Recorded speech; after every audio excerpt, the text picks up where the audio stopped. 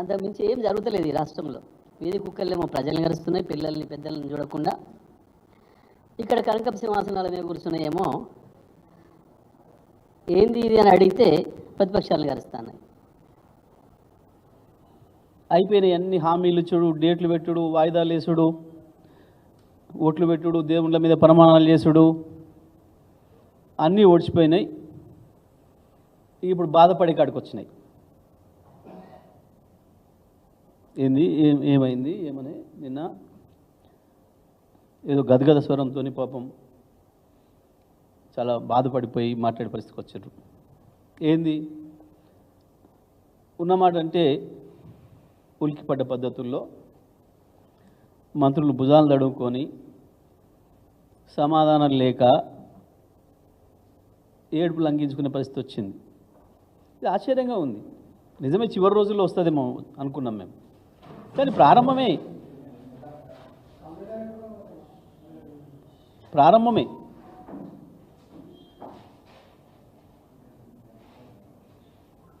సరే. ఒక పరిపాలకుడికి, ఒక పరిపాలన చేసే ప్రభుత్వానికి 8-9 నెలలు అనేది తక్కువ సమయం కాదు. వాళ్ళే పెట్టుకున్న డేట్లను వాళ్ళే వాయిదాలు వేసుకుంటూ పోయినారు. చివరికి ప్రజల నంబర్ని ఒట్లు పెట్టుకున్నారు. సరే ఇప్పుడు తప్పించుకొని మాట మార్చి 41,000 కోట్ల రుణమాఫీని 39 తెచ్చి 36 చేసి చివరికి 31 అని చెప్పి ఆఖరికి 12,000 ఇచ్చి ఇక పాపం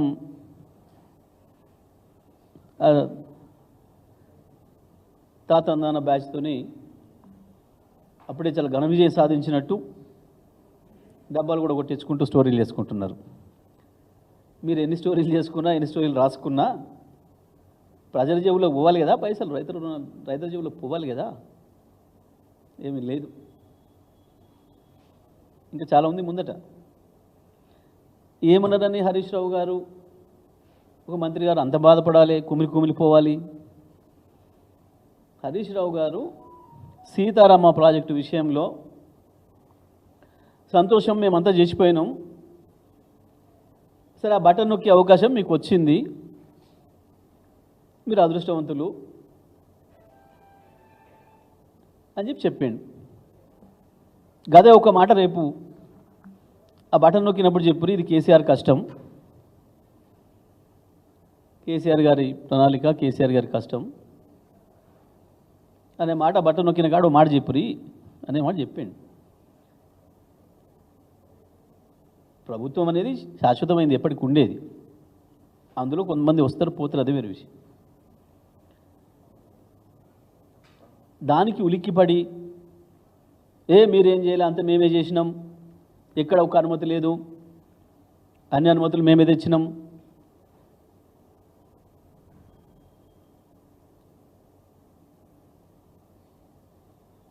హరీష్ రావు గారు మాట్లాడింది మాకు బాధ కలిగింది, కళ్ళు తెరుస్తున్నారు. ఆశ్చర్యంగా ఉంది. ఇలా ఏమైనా ఒక అన్పార్లమెంటరీ వర్డ్ ఏదన్నా ఒకటి, ఏదో ఒక బూత్ మాట వచ్చిందా హరీష్ రావు గారి నోటి నుంచి? ఒకవేళ కేటీఆర్ మాట్లాడితే ఇట్లా మాట్లాడి అట్లా మాట్లాడినట్టు, ఒకవేళ హరీష్ రావు గారు మాట్లాడితే ఇట్లా మాట్లాడతారా అంటారు. ప్రాజెక్టుల విషయంలో ఇది కూలిపోయింది, అది గారిపోయింది, ఎందుకో మీ కళ్ళ ముందే కూలింది, దాని మీద చర్యలు లేవు, సప్పుడు లేదు. ప్రజలందరూ చూస్తుంటే ఇట్లా పోయింది కదా, ఏం జరుగుతుంది, ఏం మతలబులు జరుగుతున్నాయి?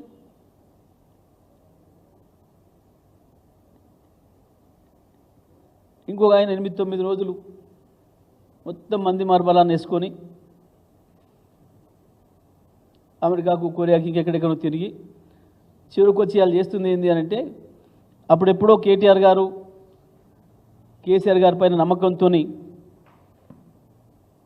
ఈ దేశంలో, ఈ రాష్ట్రంలోకి వచ్చి పెట్టిన కంపెనీలు ఒక కొత్త ఆఫీస్ కట్టుకోవడానికి శంకుస్థాపన చేసుకుంటే దానికి పోయి ఇగో మేమే తెచ్చినాం. ఇది చెప్తే కొన్ని మొదటి సామెతలు ఉంటాయి ఊళ్ళలో, కానీ మేము ఇచ్చిన ఉద్యోగాల్ని ఆఖరినాడు వచ్చి చేతికి ఇగో నేనే ఇచ్చిన, మేము పూర్తి చేసిన ప్రాజెక్టుకి బటన్ నొక్కి మేమే చేసినాం. ఇక చివరికి ఎక్కడికి పోయినరు?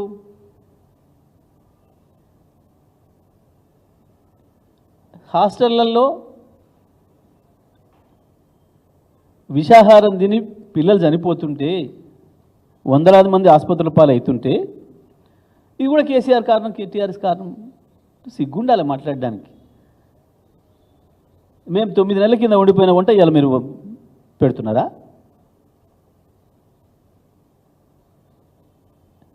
బట్టి విక్రమార్క కూడా ఈ మధ్యన విజ్ఞత కోల్పోయి మాట్లాడుతున్నాడు.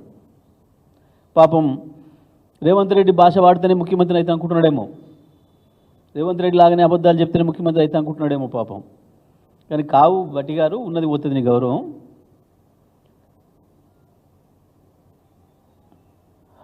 వంటింట్లో హాస్టల్లో పరిశుభ్రత లేకపోతే దీనికి కారణం మీరు.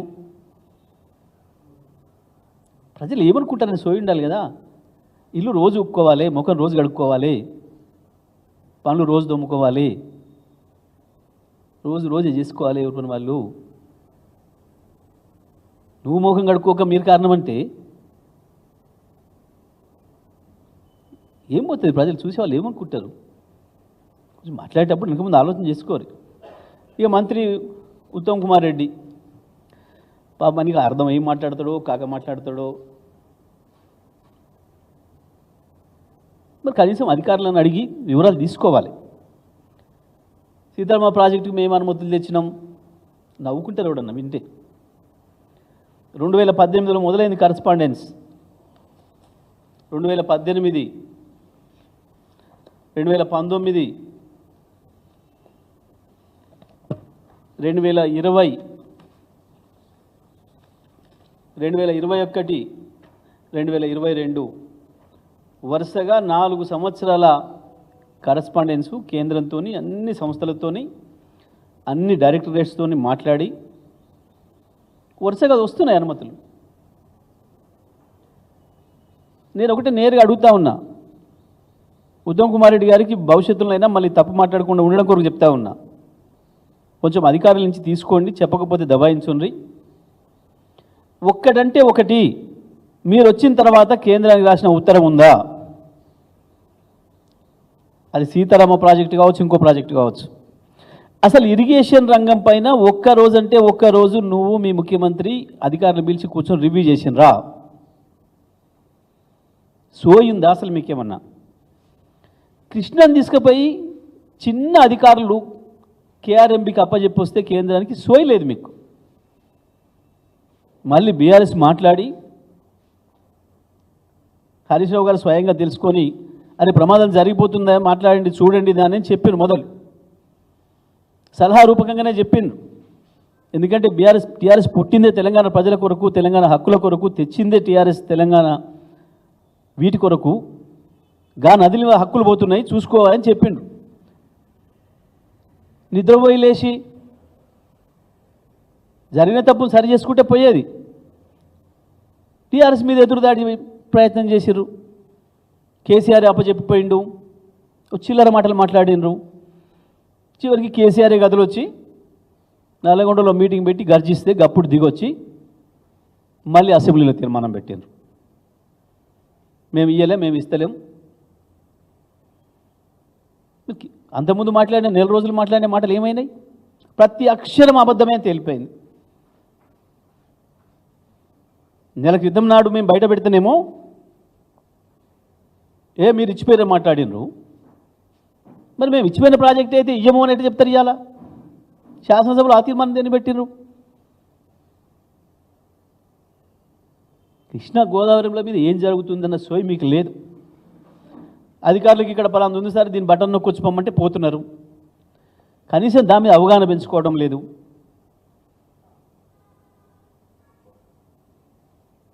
ఉద్యోగం ఇస్తే నోటిఫికేషన్ అడిచిన డేట్ ఉంటుంది. ఓ ప్రాజెక్టు కడితే డిపిఆర్ చేస్తే దానికి డేట్ ఉంటుంది.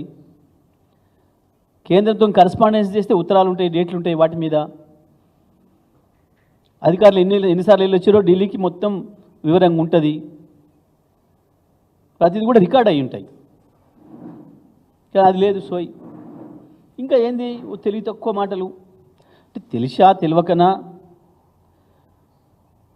డిపిఆర్లకు సంబంధించి కూడా వాస్తవానికి 19,000 అంచనా విలువ అనేది సీతమ్మ సాగర్ ప్రాజెక్టుది, దాంట్లో సీతారామ లిఫ్ట్ కాంపోనెంట్కి కలిపే ఉంది.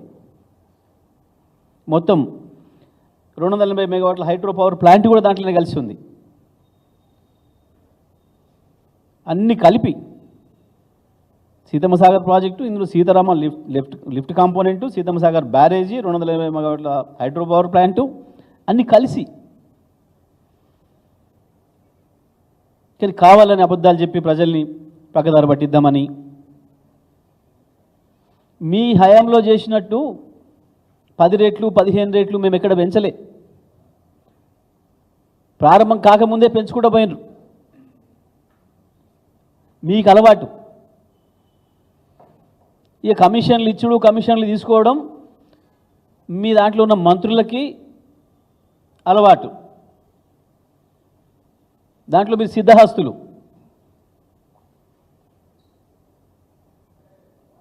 అవసరమైన కాడ కమిషన్లు ఇచ్చుడు, అవకాశం వచ్చిన కాడ జుట్టుపట్టి కమిషన్లు గుంజుడు మీకు అలవాటు.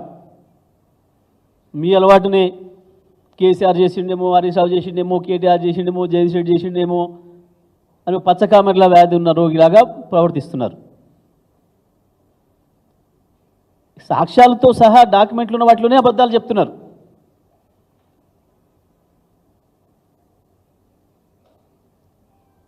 సీతారామ పైన, సీతమ్మ సాగర్ పైన 2018 నుంచి మొదలు పెడితే కరస్పాండెన్సు అనేక డైరెక్టరేట్ల అనుమతులు తీసుకొని పనులు చేసుకుంటూ వచ్చినాం. మీలాగా జలయజ్ఞం అని పేరు పెట్టుకున్న మీ ధనయజ్ఞం లాగా ప్రాజెక్టులే మొదలు పెట్టకుండా, కాలువలే మొదలు పెట్టకుండా, టన్నెల్స్ పనే మొదలు పెట్టకుండా, మొబిలైజేషన్ అడ్వాన్సులు తీసుకోలే. ప్రభుత్వ సొమ్మును కాంట్రాక్టర్లకు ఇచ్చి మొబిలైజేషన్ అడ్వాన్స్ పేరు మీద వాళ్ళకాంచెల్లి కమిషన్లు గుంజుకున్నది మీరు. కేసీఆర్ ఏ ఒక్కదాన్ని కూడా మొబిలైజేషన్ అడ్వాన్స్ పెట్టలే, 10 రూపాయలు కూడా. ఆ అలవాట్లు మీవి. అది మేమనడం కాదు, మీ మహారాష్ట్ర ముఖ్యమంత్రి రాసిండు ఉత్తరం. అసలు ప్రాజెక్టే లేకుండా మీరు కాలువలు మొదలు పెడుతున్నామని చెప్పి వార్తలు వస్తున్నాయి. 8-9 వేల కోట్ల రూపాయలు ఖర్చు పెడుతున్నామని చెప్పేసి మీరు మాట్లాడినట్టుగా వార్తలు వస్తున్నాయి. మీరు నష్టపోతారు, ప్రజల సొమ్ము మట్టి పాలవుతుంది, మేము అనుమతి ఇవ్వము, తమిడిహట్టికి ఎట్టి బస్సులో మేము అనుమతి ఇవ్వము అని చెప్పి మీ ముఖ్యమంత్రి రాశాడు. మీకు కేవలం కమిషన్లకు కక్కుర్తిపడి ప్రాణహిత చెవెళ్ళ మొదలు పెట్టినామని చెప్పి ఒక ప్రాజెక్టుకు 16 చోట్ల ఫౌండేషన్లు వేసిన చరిత్ర మీది. ఇక లెసబొగుడుతున్నారు ఈ మధ్యకాలంలో. ముఖ్యమంత్రి, మంత్రులు ఈ పార్టీలకి వెళ్ళి ఆ పార్టీలకి వెళ్ళి జమైన వాళ్ళు, రాజశేఖర రెడ్డి భక్తులు అని ఇంకా చెప్పుకుంటున్న వాళ్ళు సిగ్గు లేకుండా. ఏం చేసిండు రాజశేఖర రెడ్డి, చంద్రబాబులు ఈ రాష్ట్రానికి? తెలంగాణను సర్వనాశనం చేసిందే వాళ్ళిద్దరు కదా. సోయుందా ఏమన్నా మీకు? ఎన్ని తెలంగాణలో ఒక్కటంటే ఒక్కటి 30 ఏళ్ళు 40 ఏళ్ల కింద మీ హయాంలో ప్రారంభించిన ఈ కాంగ్రెస్ తెలుగుదేశం పార్టీల హయాంలో ప్రారంభించిన ప్రాజెక్టులు. భీమా అయితే ఇంకా ముందు నిజాం కాలంలో ప్లాన్ చేసిన ప్రాజెక్టు ఒక్కటంటే ఒక్కటి. నెట్టెంపాడు కావచ్చు, భీమా కావచ్చు, కోయిల్ సాగర్ కావచ్చు, కలకుర్తి కావచ్చు, ఒక్కటి పూర్తి చేసిండ్రా?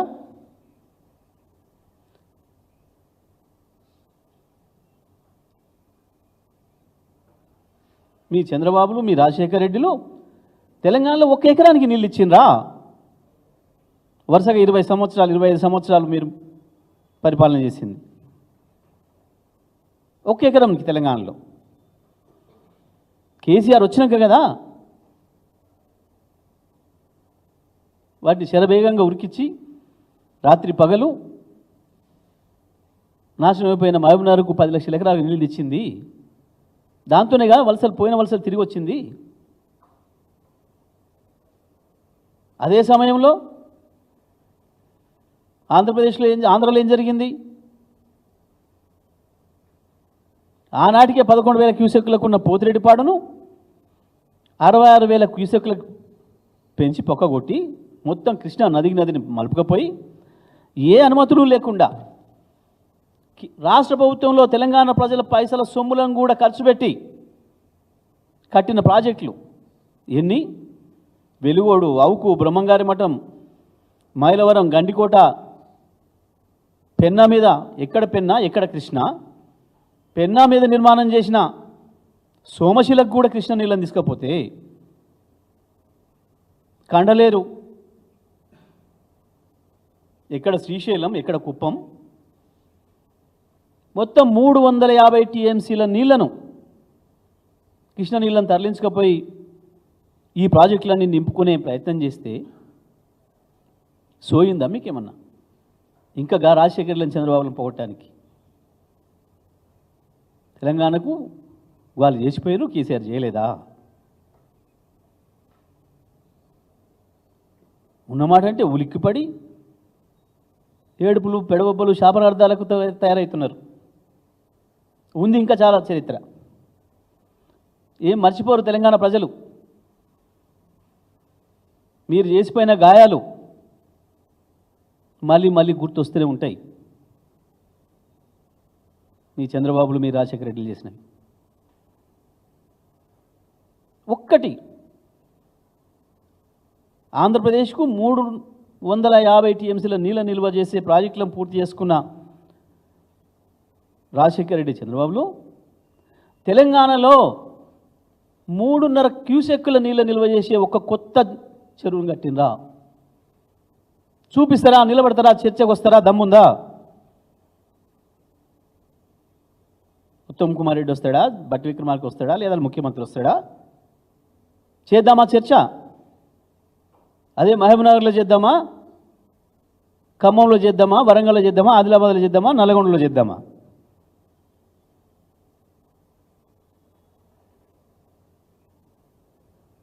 మళ్ళీ పోయిన రాక్షసుల జ్ఞాపకాలు తీస్తూ తెలంగాణ ప్రజల మనసులు గాయపరుస్తూ ఉన్నారు.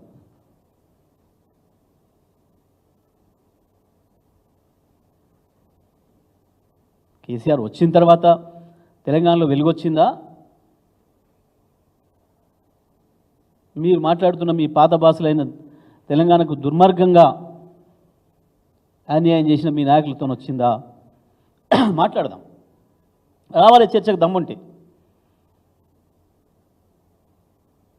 ఏ ఒక్కదాని మీదనైనా ఉద్యోగాల విషయంలో చర్చకు వస్తారా? ప్రాజెక్టుల విషయంలో చర్చకు వస్తారా?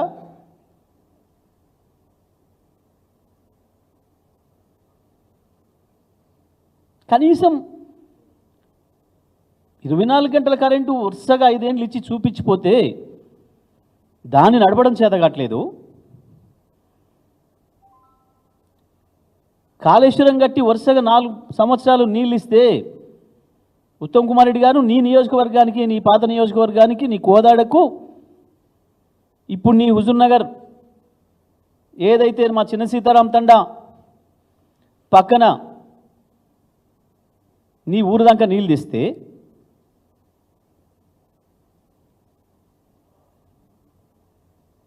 వాటిని కూడా మళ్ళీ ఇచ్చే చేత కావట్లేదు మీకు. సోయి లేదు, జ్ఞానం లేదు. ఇక మీరు మేమేందో ప్రాజెక్టులు మేమే చేసినాం, 8 నెలలనే కట్టేసినాం, మీరు 30% కడితే మేము 70% కట్టినాం. చూపిస్తారా? ఒక్క రూపాయి మీరు ఖర్చు పెట్టి పని చేయించింది.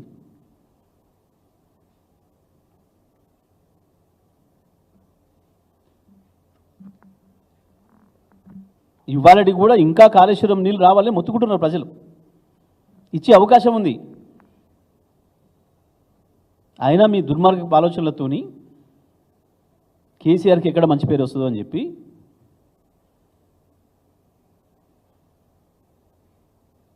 మేము ఎల్లంపల్లి నుంచి ఎత్తుతాం, కింద నుంచి ఎత్తాం, తీసుకురండి. ఎల్లంపల్లి నుంచే తేవాలే. 140 టీఎంసీలు నీళ్ళు నిల్వ చేయడానికి కేసీఆర్ ఏదైతే ప్రాజెక్టులు పూర్తి చేసిండో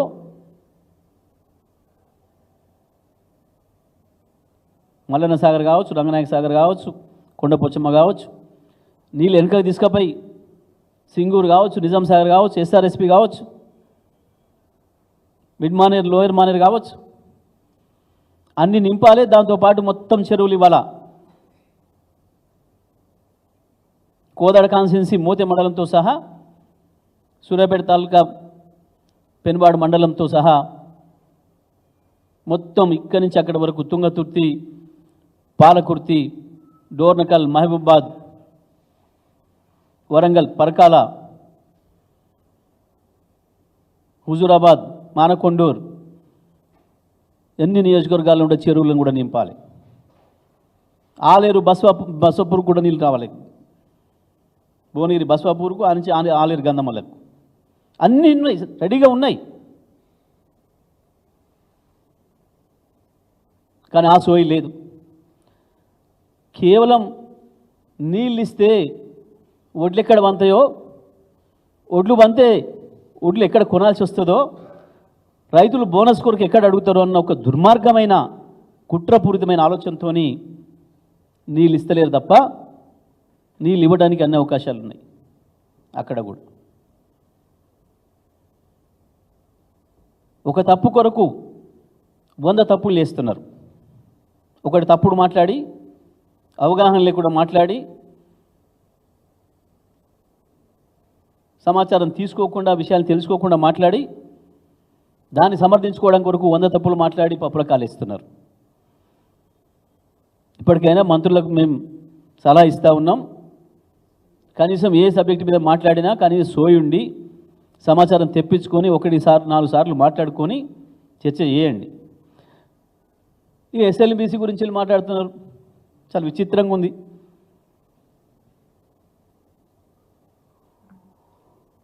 పిల్ల తిన్న ఎలకలే ఏదో పెట్టినట్టు, సంతాపం పెట్టినట్టు సోయిందా? ఎస్ఎల్బీసీ, ఎస్ఆర్బీసీ ఒకే రోజు ప్రారంభం చేసిండ్రు. ఎస్ఆర్బీసీ 30 ఏళ్ల కింద పూర్తయి 30 సంవత్సరాల నుంచి వెళ్ళి వాళ్ళకి నీళ్ళు ఇచ్చింది. ఎందుకు ఎస్ఎల్బీసీ చేయలే? ఒకటే రోజు కదా అనుమతులు ఇచ్చింది. ఇక్కడ ఏం టెక్నాలజీ పెట్టిండ్రు, అక్కడ ఏం టెక్నాలజీ పెట్టిండ్రు? మేము ఏందో గొప్పగా మాట్లాడి, మేము మా నోటికి వచ్చింది మాట్లాడి, మేము డబ్బా కొట్టుకొని రాయిస్తే అయిపోద్ది అనుకుంటున్నారు. మొత్తం మీ బండారం అంతా బయట పెడుతూనే ఉంటాం, మాట్లాడుతూనే ఉంటాం. మీరు ఏడ్చినా, పెడబొబ్బలు పెట్టినా ప్రజల ముందట అన్ని విషయాలు నీకు తేలాలి. ఎవడు దొంగో, ఎవడు ద్రోహో, తెలంగాణ కొరకు పేగులు దిగదాక కొట్లాడింది ఎవరో, ఎవరి హయాంలో తెలంగాణ పచ్చబడ్డదో, ఎవరి హయాంలో లక్షలాది మంది వలసలు పోయి నాశనమైందో, అన్ని విషయాలు మాట్లాడదాం. రండి చర్చకు. ఒక సీతారామ మీద మాట్లాడదాం అంటే సీతారామ మీద మాట్లాడదాం, కలవకుర్తి అయితే కలవకుర్తి మీద మాట్లాడదాం, నెట్టంపాడు అంటే నెట్టంపాడు మీద మాట్లాడదాం, ఎస్ఎల్బీసీ అయితే ఎస్ఎల్బీసీ మీద మాట్లాడదాం, కాళేశ్వరం మీద మాట్లాడదాం.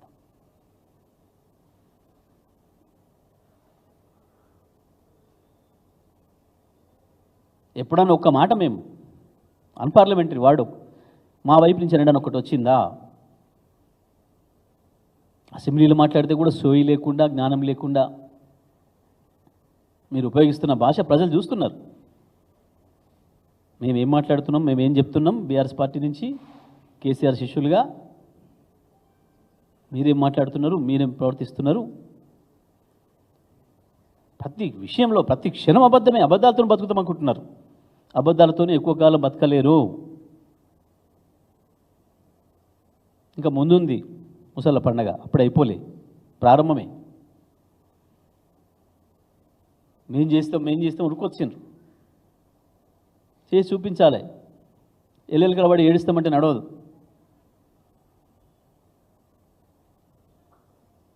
సీతారామ విషయంలో నిన్న మొన్న మంత్రులు మాట్లాడిన ప్రతి అక్షరం అబద్ధం. హరీష్ రావు గారు మాట్లాడిందమ్మే మేము ఇప్పుడు కూడా నిలబడి ఉన్నాం, మేము చర్చకు సిద్ధంగా ఉన్నాం ఎక్కడైనా సరే. అది ఖమ్మంలో ఏం లేదు, సీతారామ ప్రాజెక్టు మీదనైనా ఏం లేదు.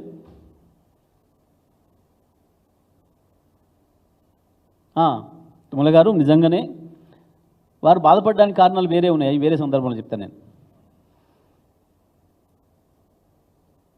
కానీ రేపు చెప్పండి తుమ్మల గారు అదే నోటితోని, వాస్తవానికి ఇది కేసీఆర్ కృషి, కేసీఆర్ కష్టమే, ఇగో కేసీఆర్ కష్ట ఫలితం, ఇగో నీళ్ళు మనం బయట చూసినామని చెప్పండి. ఆడ మీ విజ్ఞతను ప్రదర్శించండి.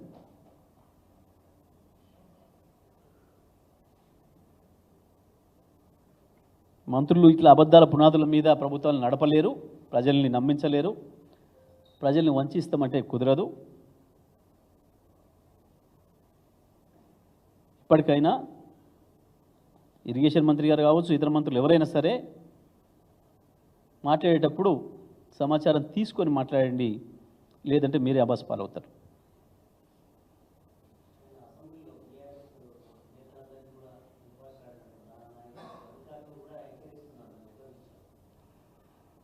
ఆయన అట్లా మాట్లాడకపోతే నాగేంద్ర గాడు కదా, అట్లా మాట్లాడితేనే నాగేంద్ర అంటారు. ఆయన గురించి ఏం మాట్లాడలేరు, ప్రజలందరికీ తెలుసు. ఏమంటారు వాటిని? అవి నేనంటే బాగుండదు ఇప్పుడు, వ్యక్తిగతమైనవి. కానీ అన్నీ వారికి తగులుతాయి రిటర్లే తప్ప ఇటువంటివి రాజకీయాల్లోకి వచ్చినాక అంత అహంకారం పనికిరాదు. పైసల బలం చూసుకుని ఒక ఆయన, శరీర బలం చూసుకుని ఒక ఆయన, ఇంకేందో మాట్లాడితే ప్రజలు ఒప్పుకోరు. అట్లా మాకు మాట్లాడరాదా? మాటే కదా, ఎంత చిన్నగుంటే పెద్దగా ఉంటుంది, గొంతు ఉందని ఒకటే కదా, అందుకంటే పెద్దగా అనరాదా? మాట్లాడితే ప్రజలు చూస్తారు కదా, నువ్వు స్థాయిలో ఉన్నావు, నీ భాష ఎట్లుండాలి, నీ హోబావాలు ఎట్లుండాలని చూస్తారు కదా ప్రజలు. సింపుల్గా చాలా మాట్లాడండి, ముఖ్యమంత్రి మాట్లాడండి, ఇంకో మంత్రికి అవకాశం ఇప్పించి పైరవి చేసి మాట్లాడిచ్చిండు. వాళ్ళు మాట్లాడింది చూసారు, ప్రజలు మేము మాట్లాడింది చూసారు. అది అసహనానికి నిదర్శనం. తప్పులు చేసిన వాళ్ళు, భుజాలు దడుకునే వాళ్ళు, అసహనానికి గురైన వాళ్ళు మాట్లాడే భాష.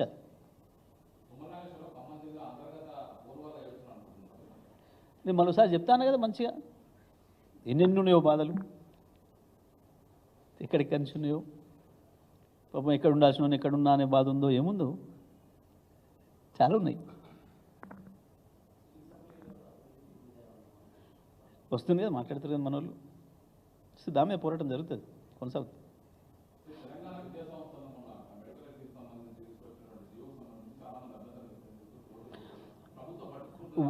100% ప్రభుత్వం ఇప్పటి కూడా మూర్ఖంగా వ్యవహరిస్తూ ఉంది జీవో 33 విషయంలో. అది తెలంగాణ బిడ్డలకు ద్రోహం చేసుడు తప్ప. అంటే దీంట్లో ఒక్కటి చూడాలండి మీరు, మా వాళ్ళు అప్పుడప్పుడు మేము అంటుంటాం, ఈ ప్రభుత్వానికి, ఇప్పుడు వచ్చిన ప్రభుత్వానికి తెలంగాణ ఆత్మ లేదు అని. తెలంగాణ ఆత్మ లేదు అనేదాని నిదర్శనమే జీవో 33. మన బిడ్డలకు అన్యాయం చేసే పద్ధతుల్లో కేసీఆర్ గారు కొట్లాడి కేంద్ర ప్రభుత్వంతో మంచిగా ఉండి పోయి రాష్ట్రపతి గారిని ఒప్పించి 95% స్థానిక రిజర్వేషన్ తీసుకొచ్చిండు. ఎక్కడ లేదు, భారతదేశంలో ఏ రాష్ట్రంలో లేదు. సార్ మేము నష్టపోయినాం, 60-70 సంవత్సరాలు మా పిల్లలు ఉద్యోగాలు కోల్పోయినాం, మాకు ఇవ్వండి, మాకు న్యాయమైంది, ఇది మా కోరిక. చాలా వెనుకబడ్డ ప్రాంతాలు ఉన్నాయి, గిరిజన ప్రాంతాలు ఉన్నాయి, మేము కొత్తగా జిల్లాలు చేసుకుంటున్నాం, 95% మాకు ఇవ్వండి, ఇది న్యాయమవుతుంది అని చెప్పి కొట్లాడి 95% తెచ్చిండు కేసీఆర్ గారు. కానీ ఆ స్ఫూర్తికి తూట్లు పొడుస్తూ మన బిడ్డల్ని కాకుండా చేసే ఒక దుర్మార్గమైన ప్రయత్నం. మందిగా వాళ్ళని తెచ్చుకొని మా పిల్లలని చెప్పుకోవడం అనేది చెప్పినాం కదా మేము ఇంతకుముందే. ఉద్యోగాలు విషయంలో మేము ఇచ్చిన ఉద్యోగాలు చివరి రోజు వచ్చేసేసి కాగితం ఇచ్చి నేను అప్పుడే ఇచ్చేసేసిన 30, మేము పూర్తి చేసిన ప్రాజెక్టుకి బటన్ నొక్కి మేమే కట్టేసినాం అన్న పద్ధతుల్లో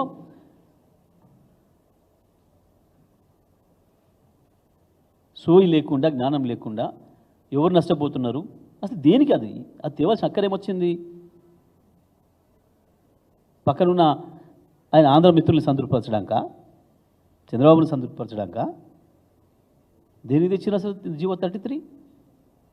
అది వాళ్ళకు ఉపయోగపడేది. ఇది మన పిల్లల్ని మనం వాళ్ళు కాకుండా చేసుకోవడం ఏంది? చాలామంది పిల్లలు, ప్రత్యేకించి మా కోదాడ కావచ్చు, మా హుజూర్నగర్ కావచ్చు, మిర్యాలగూడెం కావచ్చు, నాగార్జునసాగర్ కావచ్చు, ఇటు పైకి వస్తే అచ్చంపేట కావచ్చు, కొల్లాపూర్ కావచ్చు, మా గద్వాల కావచ్చు, మా అలంపూర్ కావచ్చు, అక్కడ ఖమ్మం జిల్లాలో మధిర కావచ్చు, సత్తుపల్లి కావచ్చు, అసురాపేట కావచ్చు, అవతల పక్కన పోయి ఆంధ్రాలో చదువుకొని వస్తారు. ఇంటర్మీడియట్, జనరల్ ఇంటర్మీడియట్కి పంపిస్తున్నారు పిల్లల్ని. ఒక 2 సంవత్సరాలు ఇంటర్మీడియట్ అక్కడ చేసి వస్తారు, లేదా 1 సంవత్సరం లాంగ్ టర్మ్ కోచింగ్ కాడికి పోయేసి వస్తారు. అటువంటి పిల్లల్ని నువ్వు మా పిల్లల్ని కావు బయటికి నెట్టేస్తా అంటే ఏం దుర్మార్గం? ఇంత దుర్మార్గమైన విషయం ఇది.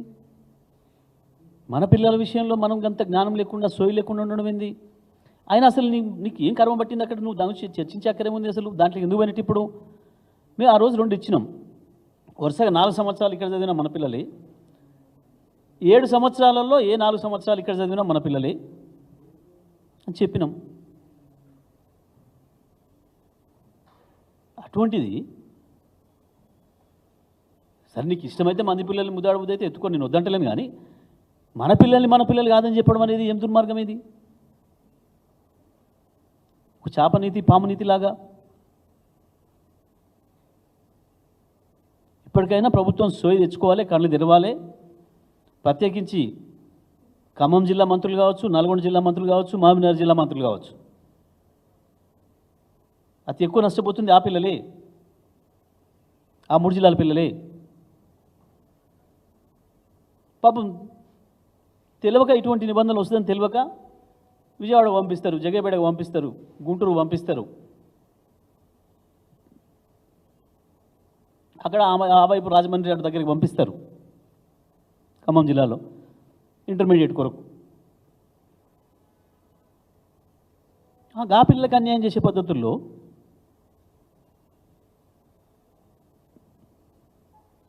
దుర్మార్గం అది వెంటనే ఉపసంహరించుకుంటేనే మంచిది ప్రభుత్వానికి. దానికి రాజకీయాలు ఎవరు ఆరోపణలు చేసిన చర్చ కాదు. ఎంతమంది తల్లిదండ్రులకు క్షోభ ఇవాళ. పాపం వాళ్ళు పోయేదే చాలామంది దాంట్లో ఎంసెట్ కొరకు పోతున్నారు. ఇప్పుడు నీట్ అయింది. ప్రత్యేకంగా అక్కడ చదివించే కారణమే అది. నువ్వు దానికి ఎలిజిబిలిటీ లేకుండా చేస్తే ఇంకా వాళ్ళకి ఏముంటుంది వాళ్ళ లైఫ్? మొన్న పాపం మా చూసిన అమ్మాయి పొగట్ని, ఆమెకి ఎట్లయిందో ఆ చివరి నిమిషంలో హతాశరాలు. ఇప్పుడు ఈ పిల్లల పరిస్థితి కూడా అదే ఉంది, పిల్లల తల్లిదండ్రుల పరిస్థితి కూడా అట్లే ఉంది. పాపం 2 ఏళ్ళు ఆడ కష్టపడి చదువుకొని వస్తే జీవితంలో కలలు, కానీ అందులో అవకాశం లేకుండా చేయడం అనేది ఏం దుర్మార్గం ఇది? అందుకని వెంటనే జీవో 33 ఉపసంహరించుకోవాలి, పాత పద్ధతిని కొనసాగించాలి.